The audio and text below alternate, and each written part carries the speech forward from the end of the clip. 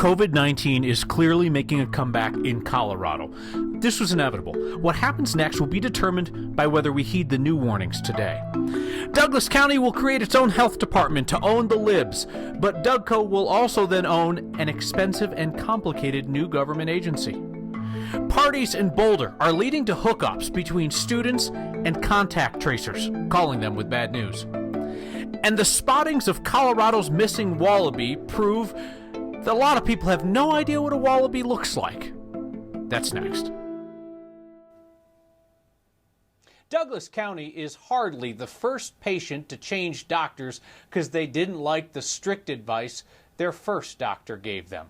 Dougco's plan to break away from Tri-County Health over COVID-19 guidance gives our Marshall Zellinger the opportunity to examine the intersection of politics and health policy, and to remind us of all the things our health departments do other than mandate masks. When we're not in a pandemic, do you know what your local health department does? We have over 60 programs. I guess we're most well known for our restaurant inspections a lot. Tri-County Health, which for now covers Adams, Arapahoe, and Douglas counties, does more than issue mask orders in a public health emergency. It manages WIC, the Special Supplemental Nutrition Program for women, infants, and children, mental health programs, substance abuse and suicide prevention, swimming pool inspections, syringe exchange programs, testing for HIV and hepatitis, and more.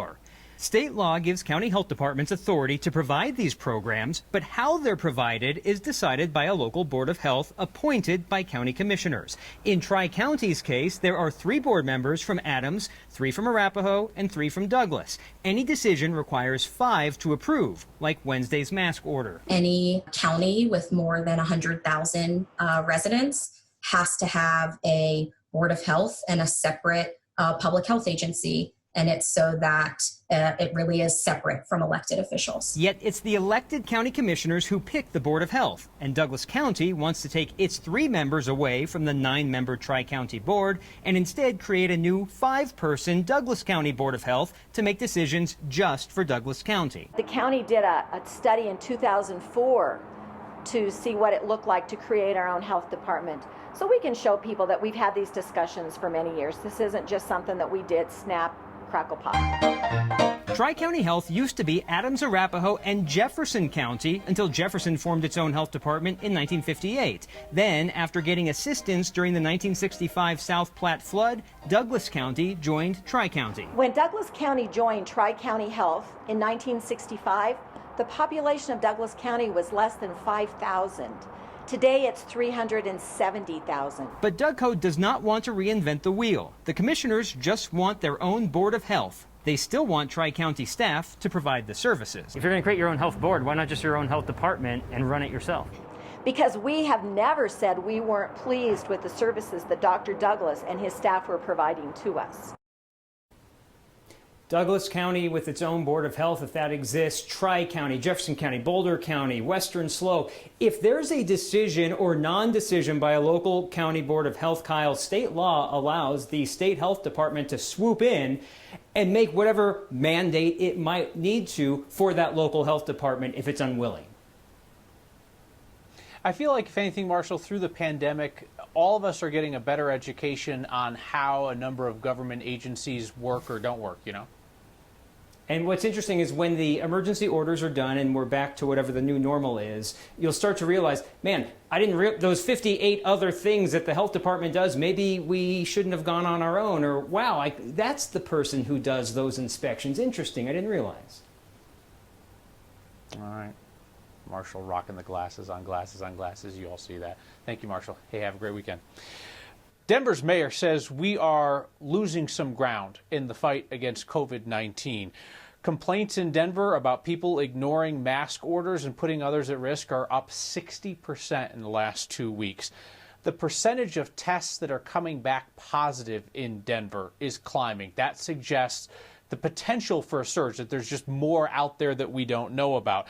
And right now, Mayor Michael Hancock says that in terms of that positivity rate, we're at about half what it would need to get to before they would start thinking about rolling back some of Denver's reopening. So the number that we look at statewide really closely is hospitalizations, because that weeds out a lot of the mild cases, and the upward trend in Colorado continues. 211 people hospitalized today. That is the most that we've seen since June 5th. 27 people have been discharged or transferred in the last 24 hours.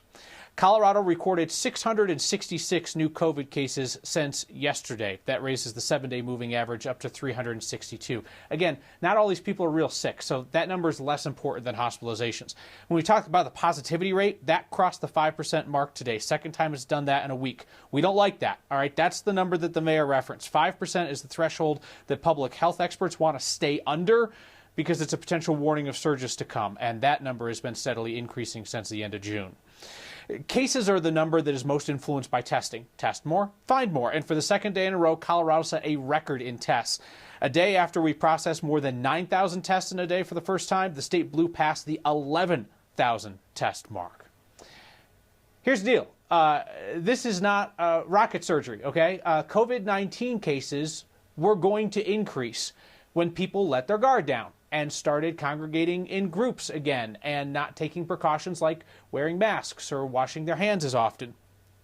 Boulder County Health, for instance, they have spent weeks tracking the contacts of students who went to big parties up there, going so far as to ask them to send out group text messages saying, "You should talk to the health department." Here's Mark Salinger. Take a walk through Boulder and you'll see a lot of typical Boulder things. Bikes, inner tubes, and red Solo cups. There are also a lot more masks. Since the pandemic started, Boulder has seen 3 separate phases in which the virus spread differently and led to spikes in cases. In the beginning, out-of-towners and people who traveled spread the virus. Then it spread through nursing homes and essential workers during the stay-at-home orders. Most recently, parties near the CU campus led to a spike in cases last month. It was a lot easier when we had the stay-at-home orders and people had fewer contacts. Carol Hellwood works with Boulder County Public Health. The department is focused on contact tracing to stop the spread of COVID-19, reaching out to every person someone who is infected has come into contact with and asking them to quarantine. It's truly one of the most critical tools that we have in the toolbox. Over the last few months, a team of 22 contact tracers in the county has reached out to more than 1,200 people who may have been exposed to the virus. When someone who tests positive goes to a party, it's not exactly easy to figure out who they may have also infected. We do try to get creative and say, like, did you have a group chat going somewhere that you could post this information? In early June, Boulder saw about 5 new cases per day. With the spike after the parties and large gatherings, the number jumped to nearly 30 new cases per day. Now we're down to around 10. We're not really going to be on the other end of it until the whole country is on the other end of it.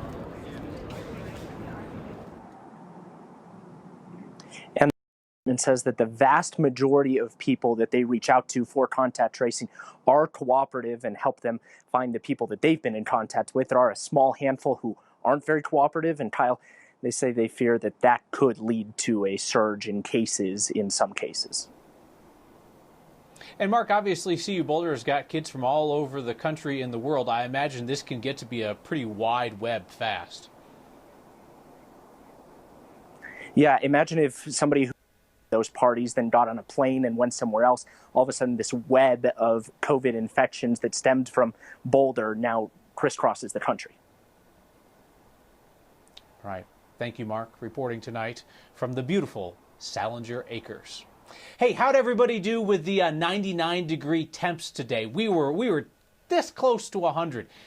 Denver doesn't get a whole lot of those. I mean, on average, Denver gets 2 official 100-degree days a year, and we were a degree off today. Now, bear in mind, of course, this is taken out at the airport, which is normally warmer than downtown. If you look at Stapleton, we still only get 200-degree days a year. Last year, DIA had 2, Stapleton had 1. Go towards the foothills, more rare. Lakewood, on average, sees 1 day in the hundreds every year. And some years are hotter than others. 2012, DIA hit the mark 12 times, and Stapleton got it 6 times that year. We are getting some feedback tonight about stories marking tragic milestones that we did and did not mention this week. Gigi emailed us after our story about Tom Young, the Golden firefighter, earlier this week. The town had a whole day in his honor 30 years to the day after he was paralyzed trying to save somebody up on Lookout Mountain. Gigi pointed out that July 6th has other special significance for firefighters in our state. July 6, 1994 was the day that Colorado lost 14 wildland firefighters in the Storm King Mountain fire up near Glenwood Springs. And Gigi, you were absolutely right that the Storm King fire was a critical moment in terms of Colorado history, in terms of state firefighting history. And the day of Tom Young's injury is something that holds a lot of significance to folks in Golden. So we always try our best to try and mark off moments in Colorado's past. We won't mention everything every year, but on this and everything, we always welcome your feedback about important moments that you think we should be marking. You know how to get in touch with us. Next, viewers, we're asking this week about some strange explosions heard coming from a home in Nederland the past couple of days. Somebody even says, picture a smoke coming from the Big Springs area. That's a little scary during fire season. Today, town leaders finally gave their explanation. They say that these are intentional detonations of explosives found in a home. They were discovered there on Friday after the first explosion in which a person was injured. Draw your own conclusions, but investigators are not identifying the person or saying their connection to all of the explosives found on that property, which are now going up in a controlled manner, boom by boom. Our next question comes from a viewer on Twitter who asks, Kyle, just curious, how much weight have you gained since the quarantine started? How much weight do you think I gained during the quarantine? No, I'm serious. Guess a number. Make it like one of those fair carnival guessing games. How much weight have I put on since the quarantine started? I'm not the only one. Was it a quarantine? Was it quarant 20? You think it was more than that?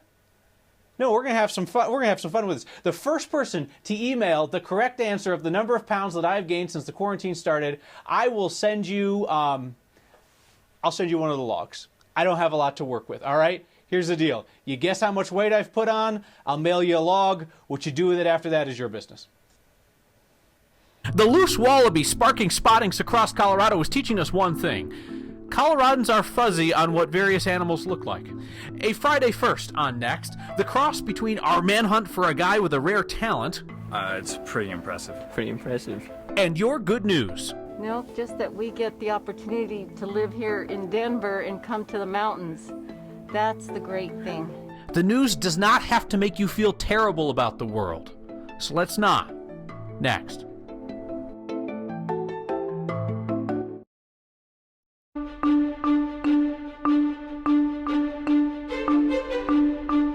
Happy Friday, everybody. It was a hot day, to say the very least. In fact, today, another day in the upper 90s. So close to hitting that triple-digit mark, but just not in the cards yet. Today is, however, the 9th day in a row in the 90s. The views, though, still looking pretty good across downtown Denver. No major storms across Colorado, and tonight we'll be looking at mostly clear skies as temperatures fall to the lower 60s. We'll keep it really mild along the eastern plains with 40s and 50s up in the high country. Our ridge of high pressure, it just continues to strengthen, and that means the heat is on for the next couple of days.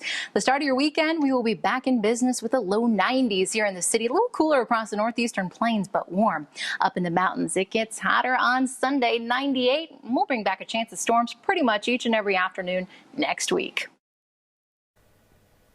Thank you, Danielle. Literally hundreds of you have attempted to guess my weight gain. The email's just like, next team's going through them to figure out if anybody's gotten it and who was the first. You win the log there. All right. While we have not found the missing wallaby, possibly spotted hopping all across the metro area, we have found that Coloradans are not super at animal identification. This is a wallaby. Surprise. The aptly named wallaby that got loose from the Zoology Foundation in Larkspur June 1st. This is a kangaroo, what was reported seen in Aurora June 15th. There are no kangaroos loose in Aurora. There might have been one of these, a wallaby, but they couldn't find it. More spottings near DIA, Conifer, even a call from Arkansas. A 10-year-old wallaby did not hop all the way to Arkansas. Back to Colorado. Spotting this week in Pueblo near City Park. Police think it was just a deer on its hind legs, which people sometimes mistake for a kangaroo, which people sometimes mistake for a wallaby. In the end, no surprise. Our quest to find the mysterious unicyclist tearing down Mount Falcon That's kind of crazy. comes full circle with our Friday tradition. Yeah, good news. That's next.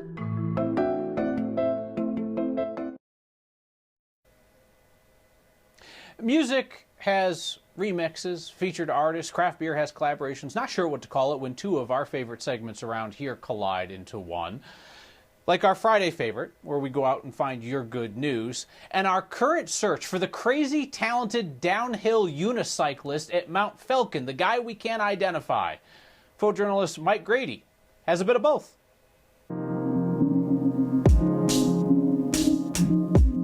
It's very hot. Mount I think we're doing the Castle Loop Trail. Which it kind of looks like that's what this guy was doing. Well, this one. I think it's always nutty to see a guy on a unicycle. That's super bad. I'm speechless. And he's not a young guy, is he? Is that me? He looks like he's got my same beard. It's pretty impressive. Pretty impressive. Do you recognize that guy at all by any chance? No. He looks pretty chill. Yeah, that's crazy. I haven't seen that before. If I saw that, that would be very memorable. You have any good news you got going on in your life you want to share with the world? My sister was laid off in the middle of all this, and she got a job 2 days ago. We get the opportunity to live here in Denver and come to the mountains. Oh, I'm just catching up with my good friend Zeb here. I haven't seen him in a while, and I think it's just kind of hot. There's not a lot of people out here, which is also nice. Working on some projects for my e-commerce business. We're getting some more products in the warehouse. I'm pretty excited about that. Yeah, I just have tried to stay busy, get out, enjoy what we have here in Colorado. Have a good one. Yeah, have a good night. Yeah, good news.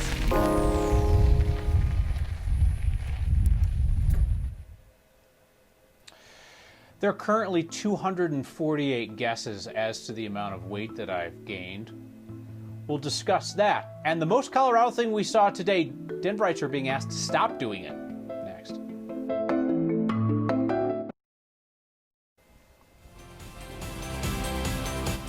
The most Colorado thing we saw today is a plea to stop combining two of Colorado's favorite things, dogs and REI. They've had a relationship that's been on the down low, but it's become problematic.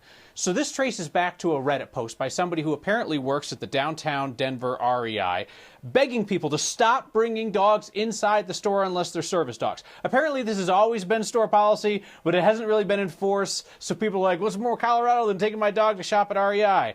But the issue now is that people are gathering around to pet the dogs, and 1 minute you're booping a snoot, and the next minute you're inhaling somebody else's respiratory droplets, and you see how it works. The dogs are imperiling everybody's social distancing. So thanks to the close to 300 people now who have guessed how much weight I have put on during the quarantine, there's no shame in that game because I know a lot of people are in that boat. And out of all those guesses, the very first person to guess correctly 13 pounds was Taggart Morrow. Also, our appreciation to Cheryl Loudenbach, who decided to do a side-by-side photo. Interestingly, our producer Kevin asked me if I wanted this when we were doing the segment, and I said, no, that's humiliating, but Cheryl put it on the internet. So Taggart Morrow, you're the first to come up with it, so this is coming in the mail. We'll reach out for your address. Congratulations. What a way to go out on this show.